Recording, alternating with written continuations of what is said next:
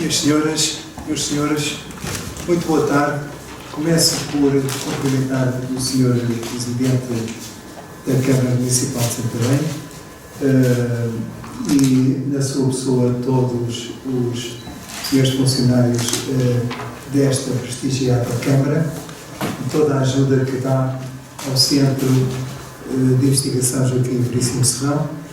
Agradeço ao Sr. Professor Dr. Martim Vicente Rodrigues a honra do convite. Eu costumo dizer, quando o Dr. Martim está aos dedos, eu imediatamente apareço. Portanto, passem modéstia, já falei nesta casa, já apresentei umas 4 comunicações, fora os pareceres a que eu sinto honrado por ser escolhido, pareceres sobre futuros artigos da revista. Quero cumprimentar também toda a gente envolvida na feitura deste livro e quero, de um modo também muito especial, cumprimentar a Sra. Presidente da Academia Portuguesa da História, que está à distância a acompanhar os trabalhos, porque eu também estou aqui a representar a Academia. Quero cumprimentar também os colegas distintos e amigos, o professor Vítor Serrão, a professora Adriana à distância, a senhora, os senhores e as senhoras presentes aqui a assistir, de um modo muito especial a doutora Manuela, esposa do Dr. Martinho, pela sua estima e amizade. Tenho uma enorme honra em estar aqui presente, porque eu fui o último doutorando na Faculdade de Letras do professor Joaquim Veríssimo Serrão. E reparem há quantos anos eu estou jubilado, jubilei-me no dia 2 de outubro e, portanto, significa que no dia 2 eu fiz anos, cheguei ao término da minha carreira, que coincidiu com o jubilamento. Imediatamente fui chamado pelo diretor da faculdade, que me pediu para ficar mais 2 anos, que eu aceitei com gosto, porque tenho muita estima pelo meu trabalho, afeiçoo muito rapidamente aos meus alunos e, portanto, quero sair com a casa arrumada, como costumo dizer. Uma palavra também de apreço e estima ao professor Joaquim Veríssimo Serrão, pois foi pela sua mão que eu entrei para a Academia Portuguesa da História. Eu era um modesto estudante, costumava sentar-me na última cadeira do Palácio da Rosa e o professor foi-me marcando, porque ele era muito observador, foi-me marcando a minha presença. Um homem grande, assim, no final. E um dia,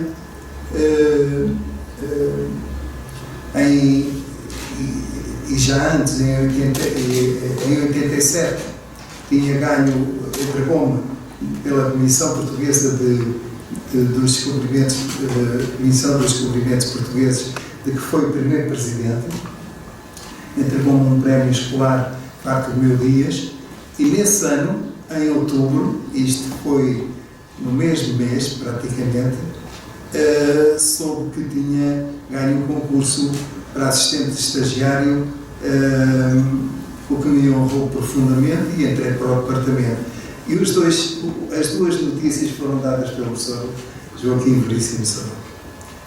Também foi por ele que um dia recebi o convite para integrar, para ser académico de número, e depois para integrar o Conselho Académico. E a brincar, foram 6 anos como secretário-geral e já vou no segundo mandato de 3 anos como vice-presidente. Esta devo a honra do convite à professora Manuela Mendonça. Joaquim Veríssimo Serrão, 1925-2020, Foi professor catedrático jubilado da Faculdade de Letras da Universidade de Lisboa e um dos maiores vultos da historiografia portuguesa contemporânea. Autor de uma vasta bibliografia. Nela se destacam os trabalhos dedicados à história de Portugal dos séculos XV a XVIII e à história do Brasil dos séculos XVI e XVII. Foi presidente da Academia Portuguesa da História de 75 a 2006, tendo sido galardoado em 95 com o Prémio Príncipe das Astúrias em Ciências Sociais. Membro da Academia das Ciências de Lisboa, foi, entre outras instituições científicas estrangeiras, membro efetivo da Academia de Yuste. Morreu com 95 anos, tendo legado uma notável obra. O livro História e Conhecimento Histórico, de que hoje é lançada a segunda edição, por iniciativa do Centro de Investigação, professor Dr. Joaquim Veríssimo Serrão, na pessoa do Sr. Diretor, professor Dr. Martim Vicente Rodrigues, e o apoio do Sr. Presidente da Câmara Municipal de Santarém, Dr. Ricardo Gonçalves, há muito que estava esgotado, fazendo muita falta aos estudantes e investigadores.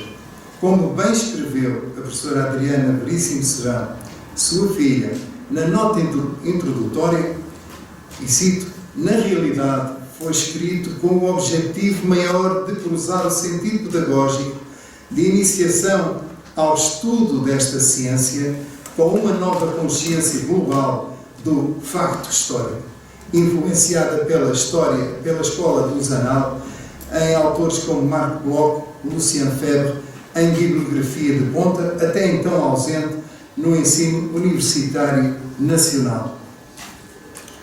Fim de citação. O próprio professor Serrão refere na introdução, e cito, este livro, constituindo uma iniciação ao estudo da história, tem forçosamente de abarcar os dois campos, considerando a técnica como o passo inicial da reflexão, que a história, como disciplina do conhecimento, impõe aos seus cultores. Trata-se de um manual elaborado com fins didáticos para servir de guia a alunos universitários que tentem aprofundar o domínio da história.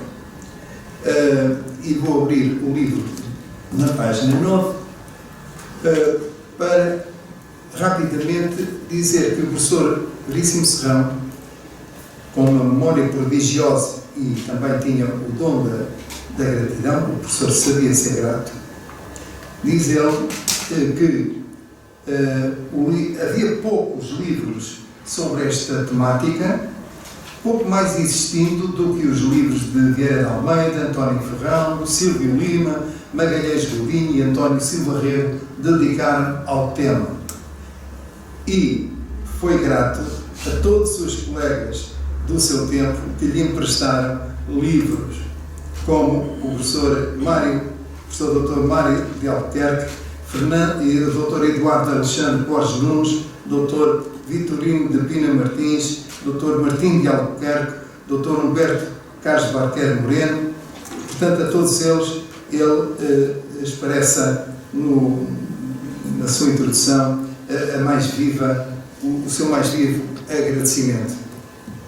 Eu também vi um dia aqui, porque eu vinha de vez em quando o professor, que tinha muitos orientandos, quando era chegada a minha vez, vinha aqui à sua casa e ele me apresentou alguns 15 gatos. Eu cheguei a conhecer 15 gatos, tenho até ainda as arranhadelas, as marcas de uma gata amarela e preto, que com ciúmes do professor estar a falar comigo, porque tinha duas secretárias, uma onde despachava, a outra onde reunia, a gata que estava debaixo de um candeeiro quentinha ficou danada de terem ocupado o lugar e atacou-me. Mas na altura eu nem gritei, era a gata do senhor professor.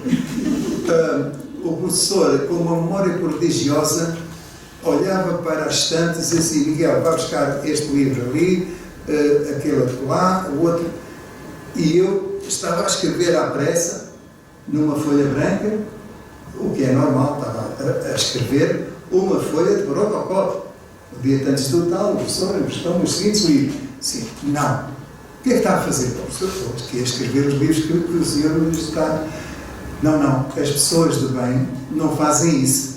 Bom, eu vim para casa a pensar quantos livros, à conta deste procedimento, é que o professor e quantas coleções ficaram trocadas, que eu sei que ficaram, tiveram que arranjar os exemplares que faltavam, não porque as pessoas, sobretudo porque se esqueceram de entregar no afã da vida moderna. Mas o professor era assim. Cheguei a casa, envolvi os livros em papel e entreguei-os impecavelmente, e o professor gostou da atitude. História e historiografia. A historiografia estuda o modo como a história é escrita e como a nossa compreensão histórica muda com o tempo. Enquanto o passado em si nunca muda, a escrita da história está sempre evoluindo. Novos historiadores exploram e interpretam o passado. Eles desenvolvem novas teorias e conclusões que podem mudar a maneira como entendemos o passado. A historiografia reconhece e discute esse processo de mudança. No geral, é um estudo difícil e complexo. É uma componente importante da maioria dos cursos de História da Universidade, onde se espera que os alunos saibam sobre o passado e como ele foi interpretado ao longo do tempo. Atualmente, muitos cursos do ensino fundamental e médio incluem alguma historiografia básica, geralmente através do estudo de diferentes historiadores e interpretações históricas concorrentes. Mas qual é a diferença entre a história e a historiografia? A historiografia é o estudo das melhores maneiras de interpretar as fontes históricas e os modos como a história é escrita, a investigação histórica e a história da história. Já a história é o que está escrito sobre o passado, com o objetivo de o tornar o mais próximo possível do que aconteceu. Qual o propósito e a importância da historiografia? Para entender a historiografia é preciso, primeiro, ter a noção de que a compreensão do passado não está imune a críticas, desafios ou revisões. É preciso também entender a diferença crítica entre factos históricos, situações apresentadas conclusivamente por evidências e aceites como verdadeiras, e história, o estudo humano e a interpretação dessas situações. O papel do historiador é dar sentido a esses factos por meio de pesquisa e análise. Para fazer isso, eles examinam e interpretam evidências, formam conclusões, desenvolvem teorias e articulam as suas descobertas por escrito. Ao contrário das ciências físicas, a história produz muitas respostas diferentes para a mesma pergunta. Os historiadores frequentemente estudam os mesmos conjuntos de factos, mas chegam a diferentes explicações ou conclusões. É a partir desse momento que chega o estudo historiográfico, analisando as interpretações de um tópico específico escrito por historiadores sobre o passado. Segundo Veríssimo Serrão, e cito, podemos definir a história como uma ponte que une o presente ao passado e a história como um veículo que procura transmitir esse conhecimento. A primeira assenta a realidade dos factos e a segunda capta a consciência do mundo histórico. Nesta definição estão implícitos os dois sentidos acima traçados, pois a história, como ponte, oferece-nos uma visão de base estática para aceitar a existência real do passado, enquanto a história, como veículo, nos integra na ideia da dinâmica social para compreender a razão histórica dos acontecimentos. Fim de citação. O homem e a sociedade. Veríssimo Serrão ensina-nos que a história de tipo social desligada da realidade, homem, não se pode considerar uma história rigorosa. Foi esse o grande erro, segundo ele, dos historiadores de formação positivista, que apenas viam as sociedades humanas como se o homem houvesse perdido a individualidade em favor do grupo social em que se achava integrado. Tempo e espaço. O facto histórico. O professor Serrão referiu que o seguinte: podemos tentar, pois, uma definição rigorosa de facto histórico. Digamos com Silvio Lima que se trata de um facto único, irreversível, individualizado, não repeticional, localizável no tempo e no espaço. O facto histórico é diferente do fenómeno, porque este pode repetir-se sempre que, por exemplo, um cientista o quiser repetir em laboratório. O facto histórico, pelo contrário, tem um caráter único. Diz o professor, deu-se e não se volta a repetir. Fim de citação. O tempo e o espaço constituem os suportes lógicos da compreensão histórica, em que a datação e a localização marcam os eventos. Daí o valor imenso das categorias de tempo para a formação do próprio histórico e o que faz da cronologia uma disciplina básica.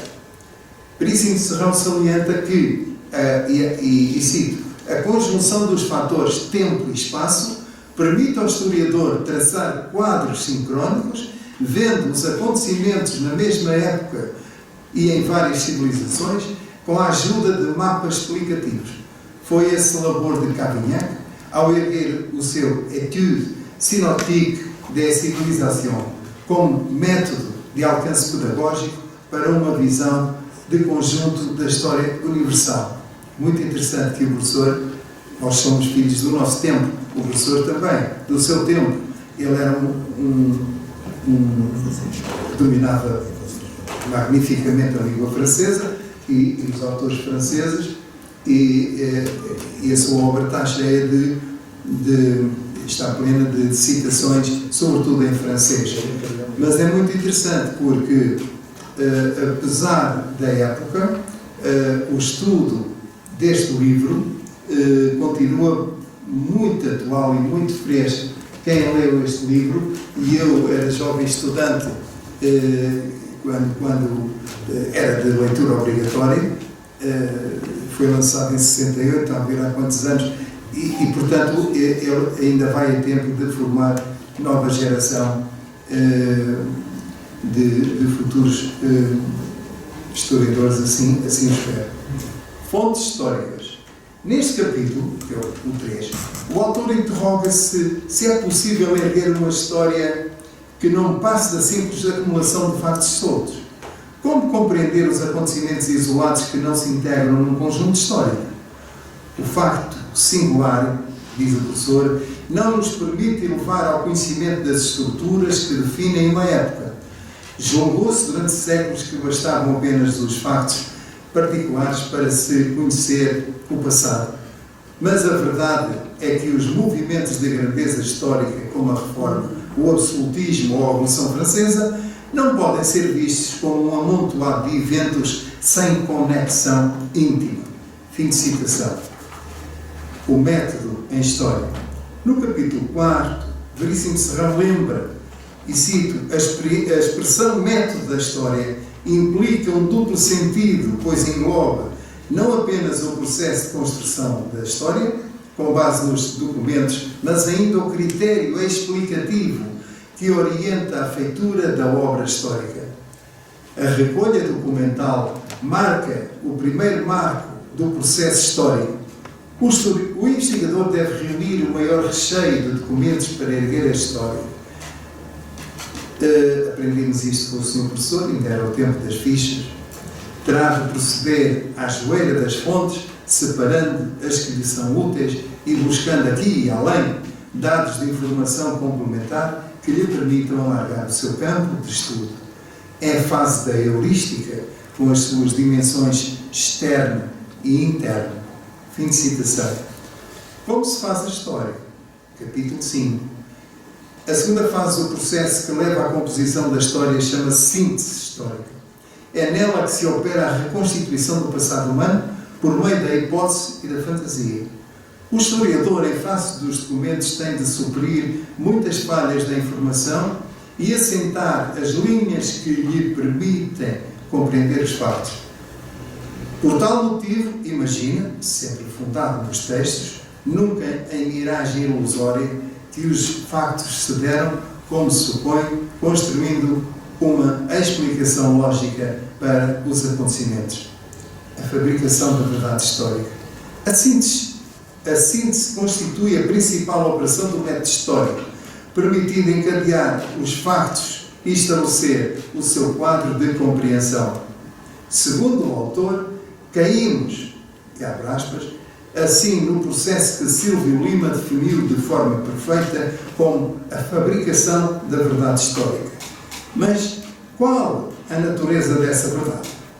O conhecimento do passado é-nos dado pelos factos ou pela interpretação que deles conseguimos erguer? Numa palavra, a história tem um fundo objetivo ou não passa de uma atitude mental. O historiador não sabe, procura, para repetir a bela expressão de Lucien Febvre, e procura uma verdade que ele próprio elabora com a ferramenta da razão. Verdade não a priorística, mas fabricada como produto mental do historiador que se debruça nos documentos para extrair destes a massa de informes que depois sujeita à peneira da sua mente crítica. História, conhecimento científico e obra de arte. Capítulo 6. Tendo em conta que para uns a história se eleva como ciência exata, para outros como obra literária, havendo ainda quem a considere uma lição moral ou uma narração de fundo especulativo, procura-se saber que variante pode apresentar a obra histórica quanto a sua estrutura formal. Poderemos defini-la apenas como saber rigoroso, como manifestação artística ou como espelho de ensinamentos morais. Capítulo 7. O historiador, a história e o historiador. Não se pretende, diz o professor, que o historiador seja indiferente à matéria que lhe serve de campo de estudo, mas apenas que não deve formular juízos a priorísticos. O historiador deve possuir uma sólida preparação científica e sentido crítico na análise dos problemas e a par de uma profunda vocação para se movimentar no grande palco da história. Fim de citação. História e civilização. O conceito voltairiano de história da civilização, refere o professor Serrão, recebeu críticas por encarar duas atitudes perante a história quando o mundo histórico exige um sentido de compreensão total. Foi, sobretudo, Rafael Altamira quem classificou a distinção de lógica no valioso estudo Filosofia de la História e Teoria de la Civilização, a separação dos factos políticos dos restantes factos e não os incluir no prisma da civilização, parecia ao autor espanhol um contrassenso. E porque se entende ser a civilização um facto histórico? Porque o conjunto de elementos de aspecto civilizador que se denotam na vida dos povos constitui o fundo histórico que permanece ao longo dos séculos. Elementos que podem ser mais ou menos radicados, como o prisma social coletivo, englobando a língua, as crenças e tradições e o sentido de família. A filosofia da história. Clemente Zamora definiu a filosofia da história como a interpretação integral da vida e Paul Fouquier definiu-a como a busca de uma explicação do devir das sociedades humanas. Pergunta Veríssimo Serrão: pode fixar-se uma relacionação entre os factos da vida coletiva dos povos e os factos individuais que são obra do homem quando se desprende do grupo social? Na diversidade dos factos particulares, há ou não um fundo estável e permanente que torne possível o enunciado de leis de caráter relacional? Pode erguer-se a filosofia da história? Deixa a pergunta. Capítulo 10. A evolução do conceito de história. E estou a terminar. Segundo Veríssimo Serrão, o historiador não pode erguer hoje a história sem o apoio de uma ampla teoria que fundamenta a sua elaboração. Se o campo histórico é total, os meios de compreensão de que dispõe têm de ser igualmente os mais vastos. A arqueologia, a etnografia, a economia e a sociologia constituem meios de conhecimento, técnicas ao serviço do historiador que pretende captar períodos de tempo e a vida dos homens na sociedade. O nosso tempo continua a forjar novas linhas de compreensão histórica, obrigando o homem a refletir sobre os elos que o prendem ao passado e o seu destino na cadeia de gerações a que está fatalmente preso. Bastaria a consciência dessa realidade para o estudo da história se impor a toda a gente como forma de atuação de que o homem consciente não pode prescindir. Disse.